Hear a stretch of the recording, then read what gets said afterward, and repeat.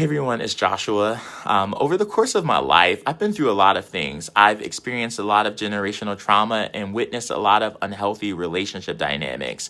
And among those that I knew in abusive patterns, I found that they were often judged. And then as I've grown older and made other connections, I see the same patterns. People are told things by their family like, he's trash, leave him, she's no good for you, why do you keep going back? And while that might come from a good place, all of these people are often missing a deeper issue that there's psychological and emotional pain underneath that.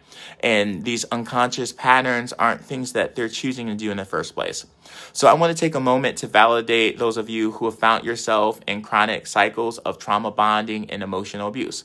I want to first say that you're not crazy, you're not weak, you're not broken, you are a human being. And we as human beings, we try to make sense of the world the only way that we know how. And sometimes it may be through unhealthy, maladaptive patterns. So the title of this video is 7 Reasons Why You're Not Crazy for Trauma Bonding. If you are in a trauma bonded relationship, please understand the bond you feel is not your fault. It's a survival mechanism that develops through a repetitive cycle of abuse, followed by moments of affection or positive reinforcement. So let's talk about the 7 reasons why your reactions actually make sense and why your brain and body are not betraying you, but protecting you in a bad way. So the first thing is it's a natural survival mechanism, right? Trauma bonding is an instinctive survival strategy, not a sign of weakness. Your brain is wired to attach to caregivers for safety and survival. When your abuser becomes both your source of comfort and your source of pain, your nervous system cannot understand the two. It confuses the two.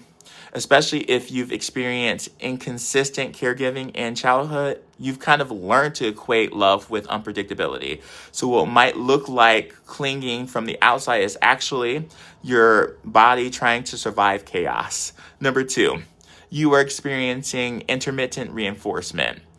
This is one of the most powerful psychological tactics.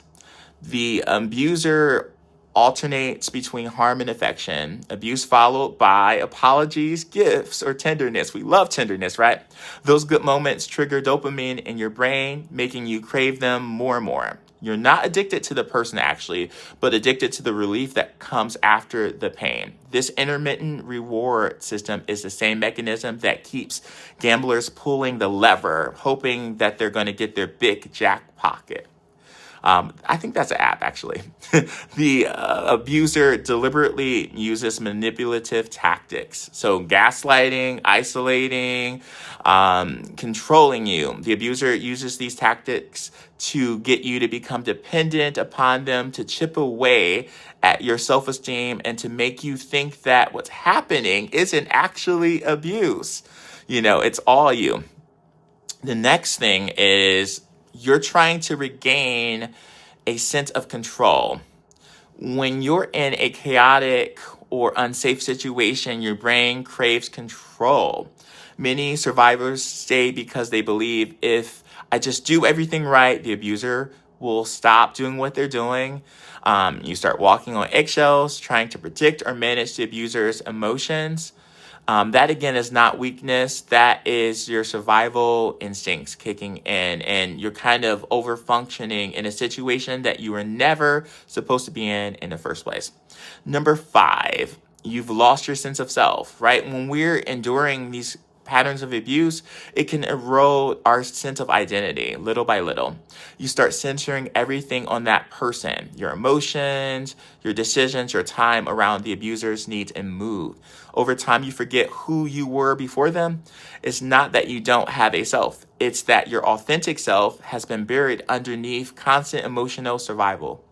Healing is a process of uncovering and rebuilding the person you were once again. Number 6, you're experiencing cognitive dissonance. This occurs when 2 conflicting truths happen at once. They love me, but they hate me. That internal conflict is exhausting and painful. To survive it, your brain tries to resolve the dissonance. It minimizes the abuse. It's funny how like our own brain can kind of work against us in a sense. So like we're kind of rationalizing at this point the abuse in this mode. And then number 7, you hope that they will change. You love this person after all. This might be one of the hardest ones to let go of. You remember who they were in the beginning. A lot of times they do not come as the devil. They are disguised in an angel costume. You know, they offer us this sense of hope, this love that we've never had before. And we hold on to the glimmers of the version of them that they presented in the first place. And that keeps the cycle going. It keeps us trapped.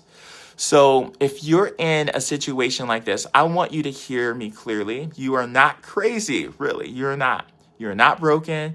You're simply reacting to prolonged exposure to emotional chaos.